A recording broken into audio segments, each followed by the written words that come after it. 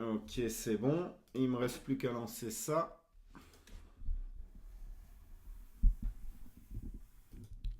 Et voilà. Salut à tous. Bienvenue sur l'Inutio Radio.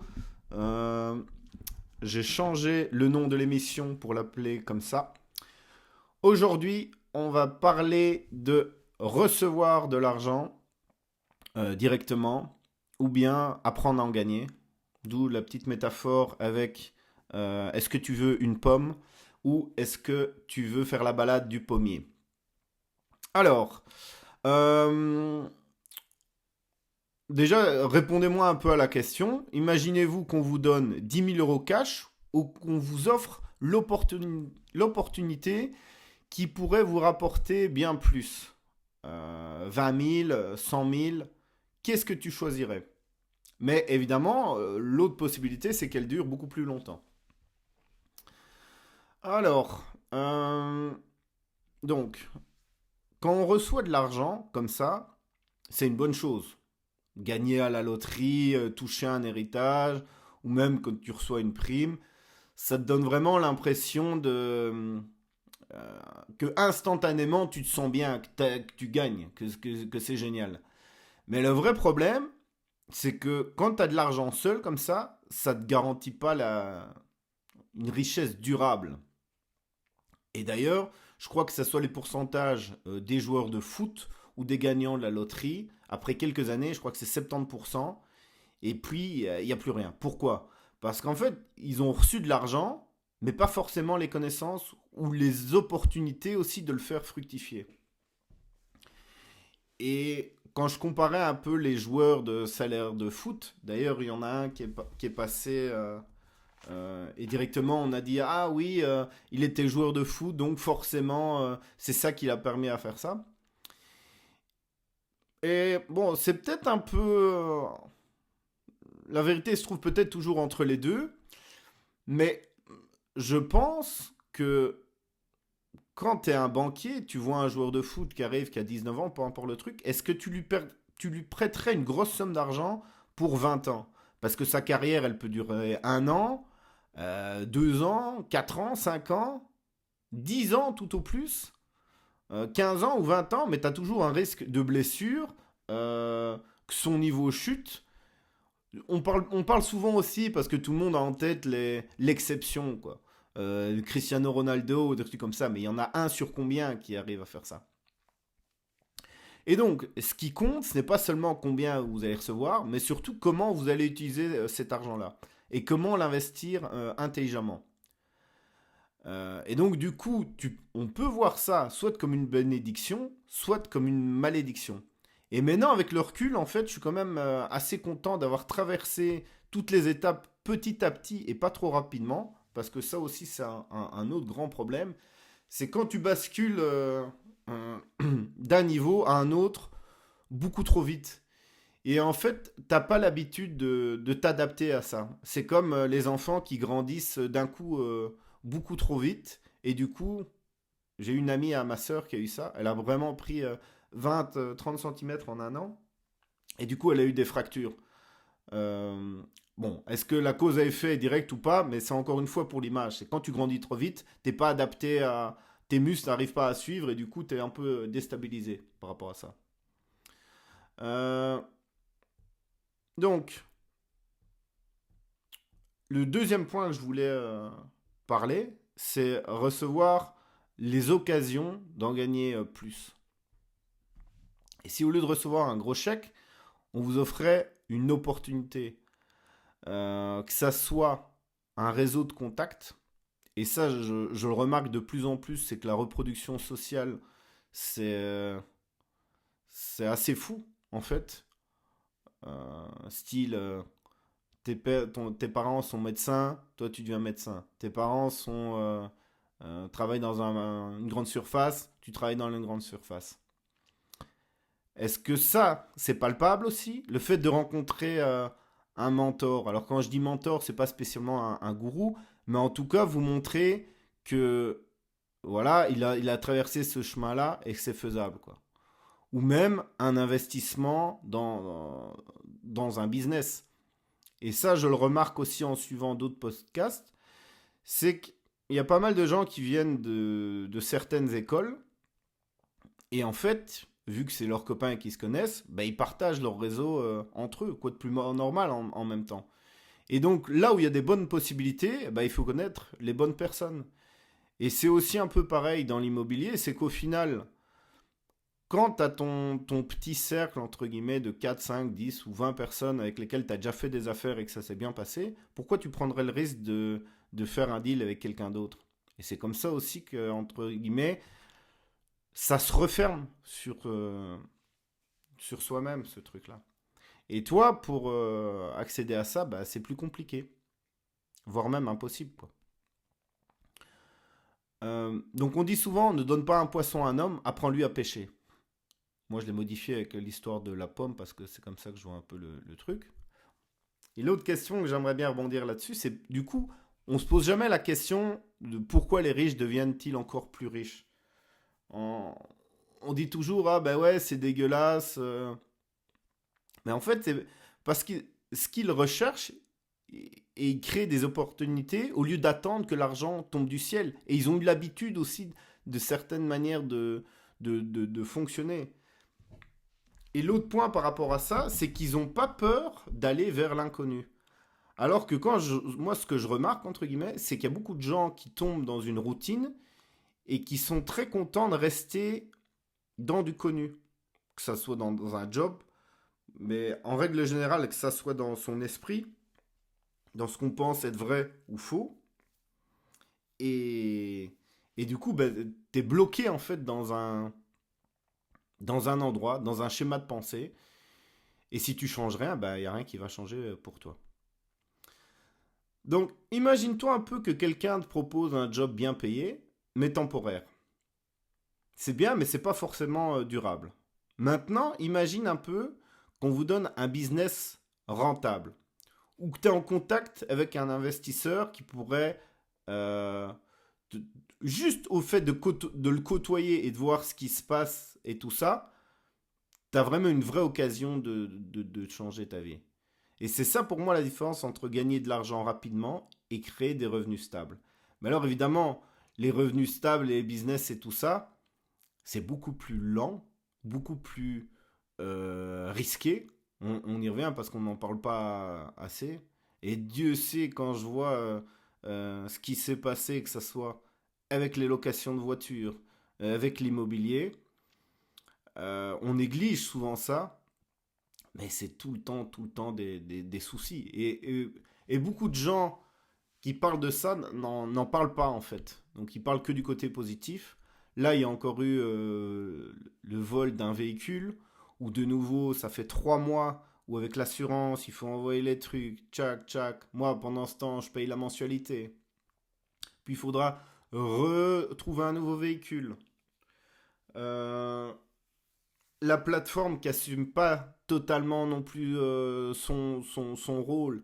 Ils essayent de faire un maximum, mais il y a des échanges d'informations qui se font pas et tout ça. Bref, je dis pas que c'est facile aussi pour eux, mais c'est vraiment compliqué. Et d'un autre côté, on a le client final, que ce soit le locataire ou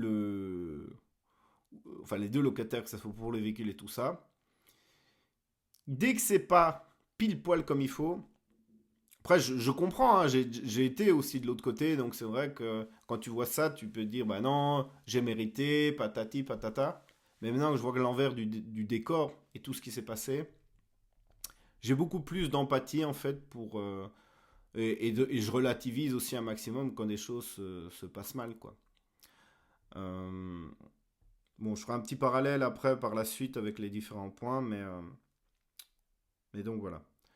Euh, et donc quelle est la meilleure approche? Après je vais clôturer avec un mantra que je me répète tout le temps, qui est to be or not to have. Mais je vais terminer le dernier point. Donc quelle est la meilleure approche? Alors, entre recevoir de l'argent et recevoir des opportunités, quel est le meilleur choix? Bah, la vérité, c'est que tout dépend de votre situation et de votre mindset. C'est pour ça qu'il est quasiment impossible de répondre comme ça, ah bah qu'est-ce qu'il faut faire, qu'est-ce que tu feras à ma place et tout ça. C'est qu'il y a tellement de facteurs et tout, c'est aussi à vous de prendre la décision, quoi. C'est recevoir de l'argent peut être utile pour sortir vraiment directement d'une difficulté immédiate, mais si vous ne savez pas l'utiliser, ça ne changera pas grand-chose à long terme. Rien en fait. Vous allez rester au statu quo.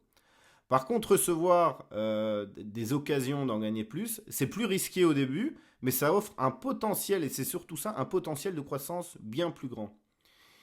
Et c'est ça aussi, d'une part, je comprends les gens qui disent ça et c'est légitime, et d'un autre côté, c'est ça aussi que certains escrocs surfent là-dedans.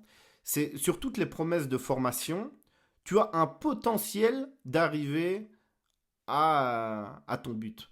Que ça soit une école, en fait, une grande école, tu vas avoir des connaissances, tu auras un potentiel. Que ça soit un club formateur de foot, tu as potentiellement la possibilité de devenir un joueur de foot et gagner beaucoup d'argent, mais c'est quasiment impossible de dire, bah voilà, tu suis ce cursus-là, et à la fin, tu as 100% de chance d'arriver à ça. C'est comme ça que j'aime bien remettre l'église un peu au milieu du village. Donc, le meilleur combo, c'est quoi? C'est savoir utiliser l'argent qu'on reçoit pour créer plus d'opportunités. Investir, apprendre, entreprendre et faire la différence entre quelqu'un qui reçoit et quelqu'un qui crée. Et ça, au début, quand les gens me disaient ça, je me dis, ouais, bon, c'est juste pour un peu la punchline en disant, oui, bon, il crée de la richesse, mon cul. Et je le pensais, hein, il crée rien du tout, en fait, il pense juste qu'à ça. Mais maintenant, je suis forcé de constater que c'était quand même un peu vrai. En tout cas, d'avoir cet état d'esprit de ne pas recevoir et de créer et d'essayer de délivrer quelque chose, même si tu vas être critiqué, même si tu vas avoir des problèmes. euh, et ça sera dur, quoi, en fait, au final. Pourquoi je vous parle de ça? Parce que je suis dans une situation financière, en tout cas de trésorerie, assez délicate, plus que délicate, et qu'il y a pas mal de soucis qui m'arrivent là. Et du coup, je vais repartir dans le processus de réépargner au maximum.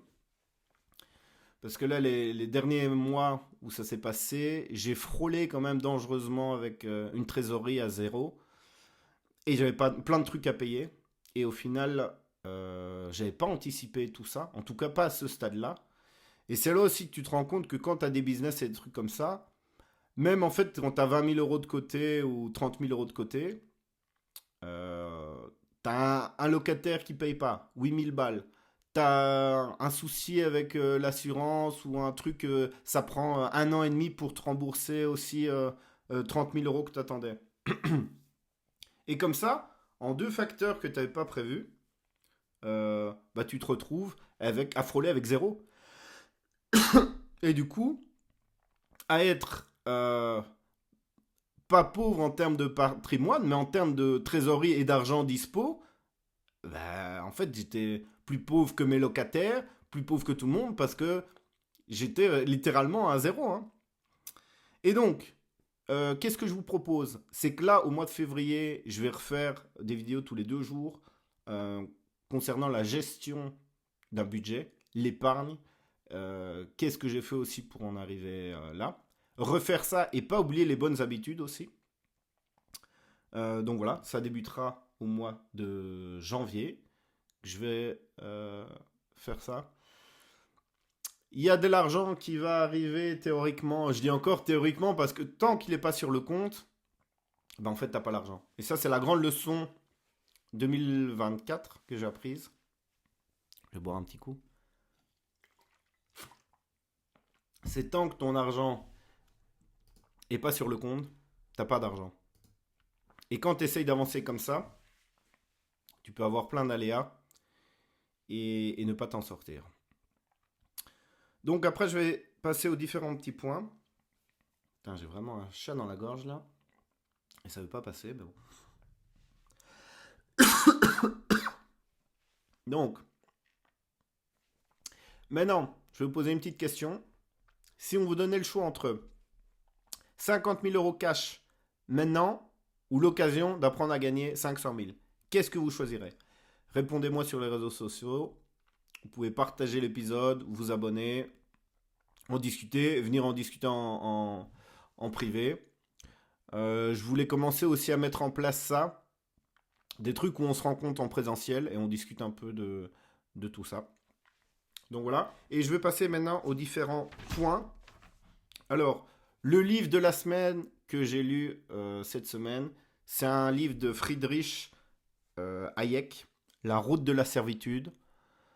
Bon, en gros, ça parle de ou totalitarisme ou démocratie, avec la liberté, un peu son ressenti des choses. Je trouve que c'est très inspirant. Alors les économistes et tout ça, est-ce qu'ils ont raison, est-ce qu'ils ont tort? Mais en tout cas, je trouve ça très bien d'avoir en fait cette vision de pensée et que le commun des mortels ne voit pas l'aspect économique. Et ça, franchement, à l'école, est-ce que c'est un choix ou pas? Mais de comprendre ça, c'est quand même super important, que ce soit pour l'inflation, comment le système fonctionne et tout ça. Donc super intéressant. Donc le livre, c'est un livre rouge comme ça. Ça, c'est le livre que j'ai lu cette semaine. Anecdote de la, de la semaine pour l'allocation, c'est que je n'en peux plus de recevoir des messages où des gens m'appellent. Donc je vois qu'il y a un appel en absence. Après, je dis oui, bonjour, comment je peux vous aider? Et là, ils me répondent, mais qui êtes-vous? Ça, c'est un truc, c'est insupportable, quoi. S'ils prennent même pas la peine de savoir pourquoi ils m'appellent, bon, je nexe directement. L'autre point aussi que je voulais parler avec vous, c'était le salon de l'auto. Donc, j'ai pas été, mais je vois quand même que la Chine, ils ont réussi à fournir des modèles, un peu dans les tests que je vois sur Internet, que ce soit en voiture électrique ou autre, où on se dit ils sont arrivés à un stade assez impressionnant. Franchement, je dois le dire. Quand on parle de qualité et tout ça. Donc voilà, qu'est-ce que l'Europe va faire? Est-ce qu'ils vont se laisser déborder ou pas? J'en sais rien. Je sais pas s'ils vont le faire ou pas. Euh, Et alors, ouais, le titre que j'avais mis là, le PNJ, c'est que je me rends compte qu'il y a pas mal de gens. Je sais pas si vous avez la rêve de savoir c'est quoi un PNJ ou pas. Je vous laisserai chercher. Mais grosso modo, qui sont dans comme s'ils étaient dans un jeu vidéo, sauf qu'ils sont dans la vraie vie, et qu'ils ont aucune façon, ils sont pas jouables en fait. Ils peuvent pas interagir avec quoi que ce soit, et ils sont obligés de suivre le script et de se laisser aller comme ça, du début jusqu'à la fin, et qui contrôlent rien du tout en fait dans leur vie. Ils se laissent aller tranquillement et voilà, ils sont comme un radeau sur l'eau. L'autre point aussi que j'ai remarqué par rapport à ça, c'est ce que j'appelle les vampires émotionnels. C'est-à-dire ce sont des gens qui vous mettent, rien qu'à leur présence, hein, il y en a, c'est même pas des paroles, ils ont même pas besoin de parler, et ils dégagent une énergie ou un faciès aussi, comme ça, qui vous pompe de l'énergie, quoi. Et ça, cela, je me suis promis en 2025, dès qu'il y a quelqu'un comme ça que je repère et tout ça, faut vraiment s'éloigner de lui et le laisser vampiriser quelqu'un d'autre. Super, super important. Si vous connaissez des gens qui sont comme ça, vous pouvez aussi me raconter l'anecdote en commentaire. Alors, ça fait 10 ans que je suis sur N26 aujourd'hui. Enfin, il y a 2-3 jours. Il y a un petit lien de parrainage. Il y a eux et Revolut. Franchement, j'adore. Donc, je peux vous recommander que de tester ça. Ça fait 4 ans aussi que je suis sur GetAround, avec 1800 locations. Est-ce qu'on va continuer cette activité ou pas? Comment les chiffres vont évoluer? Il y a pas mal de gens qui arrêtent du côté de Liège. Sur Bruxelles aussi, il y a pas mal de gens qui pensaient arrêter parce qu'ils sont pas satisfaits en fait d'un ensemble de choses, on va dire. À juste titre. Après, moi je pense que le business est encore quand même des beaux jours devant lui. Est-ce que je vais rajouter des véhicules ou pas? À la base, je voulais arriver à 50 véhicules, engager du personnel et tout ça. Je ferai le point encore. Le moment fatidique du virage, ça sera dans 2 ans, en 2027. Mais là, j'ai encore tous mes véhicules et je vais continuer à faire mes locations. Euh, Ah bah donc voilà, je vois, il y en a un qui a arrêté, voilà, il avait une voiture, il a arrêté aussi. C'est beaucoup de soucis, hein, clairement, c'est sûr. Et je vois un autre message. Ah ouais, une personne qui attend sa facture. Bah ça, c'est vrai, c'est bien que tu sois là. Tu as pas le back-office de tout ça, mais Getaround a laissé des sociétés rentrer et louer des véhicules. Alors ils étaient censés générer eux-mêmes la facturation et fournir eux-mêmes une facture automatique avec tout ce qui est encodé et le retransmettre au client final. Au final, je ne sais pas s'ils n'ont pas eu les autorisations, s'ils n'ont pas réussi à développer, s'ils ont lancé l'idée, et bref, ils sont arrêtés là. Et du coup, ce qui se passe, c'est qu'ils nous demandent à nous de générer des factures pour le client final. Alors qu'au tout début, c'était pas les sociétés qui pouvaient accéder à ça. Et ils les ont laissés rentrer. Alors donc il y a un peu un petit bras de fer entre les propriétaires de véhicules et la plateforme. D'ailleurs, s'ils veulent se prononcer là-dessus, avec grand plaisir. Ça fait, je les relance tous les mois. Ils me disent oui, oui, ça va se faire, ça va faire dans 6 mois et ils n'en font rien. Et du coup, bah, tout le mécontentement retombe sur nous. Et je vois tout le temps des sociétés qui arrivent et qui demandent la facture, la facture, la facture. Et nous, on n'a pas le choix en fait de filtrer, d'avoir juste des particuliers ou pas. Donc théoriquement, dans 3 ou 4 mois, ils devraient avoir réglé le problème. Il y a aussi les frais qu'ils prennent par rapport à la France et tout ça. On est à 21%. Donc en fait, dans ce business, il y a l'État qui prend ses 21%. Il y a la plateforme qui prend aussi 20 ou 21%. Tout le monde est payé. Et puis, tu as l'investisseur qui est là, qui prend les miettes, qui prend tous les risques. Bon, le business model, c'est le même que Airbnb et tout ça. Ils ne possèdent rien, ils ont juste le système. Et voilà, je le savais dès le début, quoi, hein. Mais je me dis quand même, il y a quand même un partenariat à avoir là-dedans. Et ils remplissent pas le rôle à 100%, j'ai l'impression. Et c'est ça qui décourage et qui dégoûte pas mal de personnes. Que ça soit les relances pour plein de trucs. Là, il y a eu un dépannage aussi. Au final, il a fallu envoyer 15 mails pour qu'une personne euh, accepte le remboursement alors qu'il y avait toutes les justificatifs et tout ça.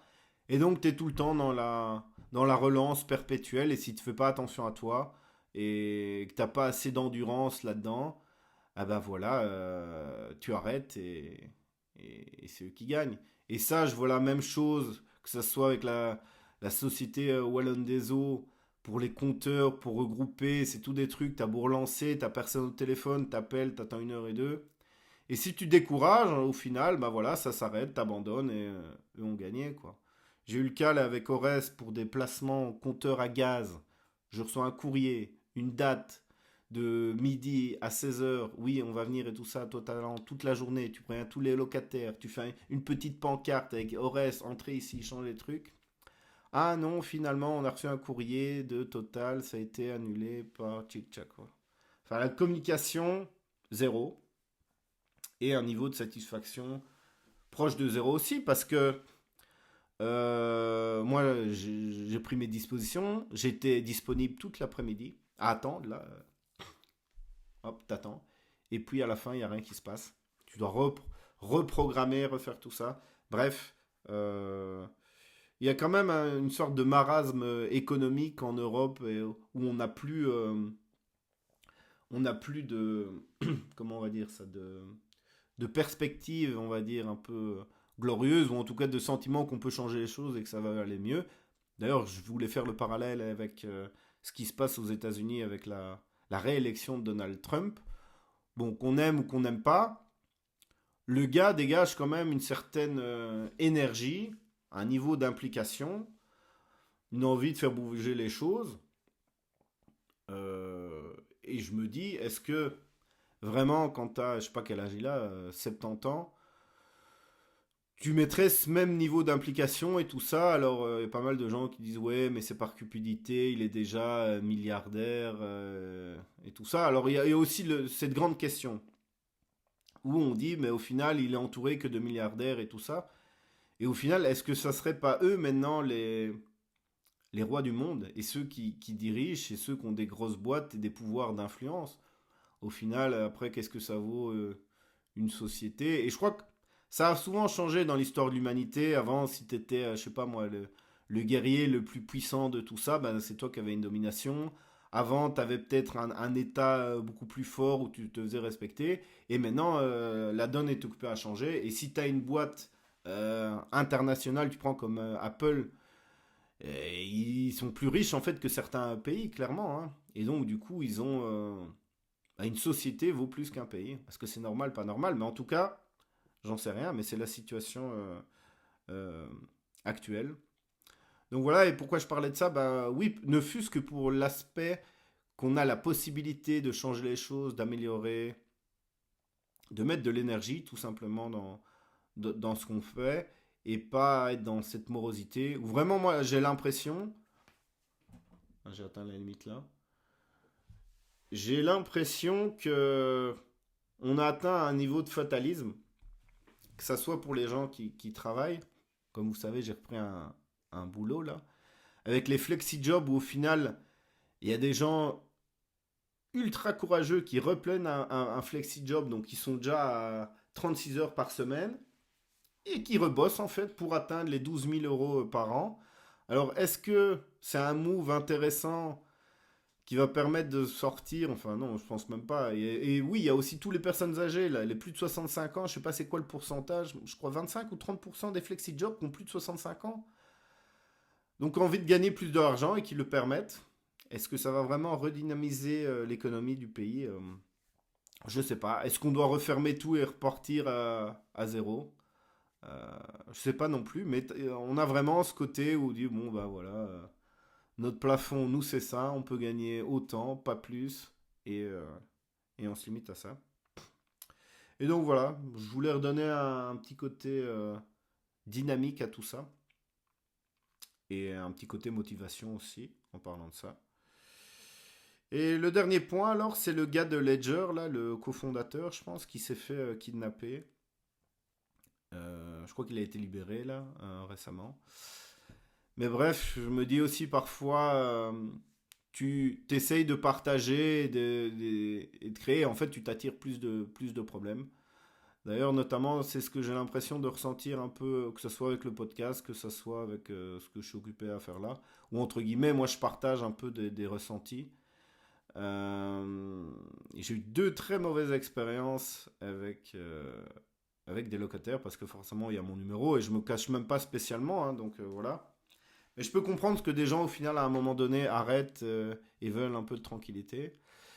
Donc la première personne, c'est une qui allait voir, enfin des ragots quoi. Des ragots, tiens, qu'est-ce qui s'est passé avec le locataire du premier étage, du deuxième étage? Oui, mais là, ils ont eu froid. Alors qu'en fait, déjà de un, ça la regarde pas. Déjà de 2, les problèmes ont été solutionnés, c'est-à-dire qu'il y avait des vieux châssis, ils ont été changés, les nouveaux châssis. Et il y avait un souci de chaudière, la chaudière est fonctionnelle et elle fonctionne. Et parfois, ils ont des informations, mais pas la totalité de l'information, et ils prennent des jugements par rapport à ça. Exemple, il fallait remettre de la pression dans la chaudière. Si vous ne savez pas comment remettre de la pression dans les nouvelles chaudières, eh ben la chaudière ne fonctionne plus. Et alors, du coup, c'est ah ouais, l'enfoiré de propriétaire, il chauffe pas ton logement. J'étais venu, ça m'a pris 2 secondes, tu remets de la pression, ah ça chauffe. La compréhension aussi de l'utilisation de l'électricité jour-nuit. À quoi ça correspond? Des calculs. où ça, c'est pas assimilé et ça porte à confusion. Euh, la menace aussi perpétuelle qu'ils ont, et ça, je crois que c'est un truc. C'était un peu un non-dit. Les gens au CPAS. Et en fait, ils estiment n'avoir que des droits, aucun devoir, et il y a tout le temps c'est ah, mais alors je vais faire appel à mon avocate, je vais en parler à mon assistance sociale, je vais faire venir l'urbanisme. Parce qu'il y a un souci dans le logement. Alors oui, il y a un souci dans un logement. Mais tout ne se règle pas en 1 ou 2 minutes. Et encore une fois, si le logement ne correspond pas, ben, vous pouvez quitter le logement. Là, en l'occurrence, c'était une personne qui était très contente. Et du coup, vu qu'on a eu un souci avec une cave, donc c'est-à-dire c'est un espace où nous, légalement, on est obligé de laisser ça accessible. Les compteurs, gaz, électricité et tout ça. Et par expérience, quand on laisse tout cet aspect ouvert, qu'est-ce qui se passe? Ça devient un dépotoir. Et ils mettent et ils stockent des trucs et des trucs et des trucs et des trucs et des trucs. Et quand ils quittent le logement, ils vident jamais ça. Et ça, c'est pour votre pomme. Et vous devez aller vous vider à la déchetterie. En plus, maintenant, c'est payant. Et donc, cette personne, je lui rappelle que dans le logement, dans son bail, il n'y a pas une cave il n'y a pas une location de cave. Donc, elle ne peut pas stocker ça là. Et elle défend bec et honte, si c'est une cave, j'ai droit, nanani, nanana, bah, si c'est comme ça, je vais faire venir l'urbanisme, parce que là, il y a eu de l'humidité dans le châssis. Et c'est vrai qu'il y a eu de l'humidité, mais je pense qu'ils se rendent pas non plus compte de tout. Oui, il y a eu parfois un souci sur un châssis où ça n'a pas été bien monté, il y a eu des soucis avec les entrepreneurs. Et je pense vraiment qu'ils pensent hein, que, ah, tu as un bâtiment, tu es blindé, tu es méga riche, et au final, qu'est-ce que ça change? Que, que tu aies 1 million d'euros sur ton compte ou zéro, parce qu'il y en a plein qui se rendent compte pas de ça, hein, et qui me voient, alors que je suis là avec mon salaire à 2000 balles, qui me voient comme un blindé, et qui change ça, hein, vraiment cette façon de parler aux gens, et ça c'est un truc typiquement humain, ils essayent de me foutre dans une case, alors qu'ils ne savent strict. Il y en a beaucoup qui me disent ouais mais nous on a une vie difficile, mais vous savez pas ce que moi j'ai aussi fait pour en arriver là. Vous me le demandez pas ça. Vous directement vous cataloguez. Bon bref. Et du coup c'est ah oui voilà l'urbanisme va venir.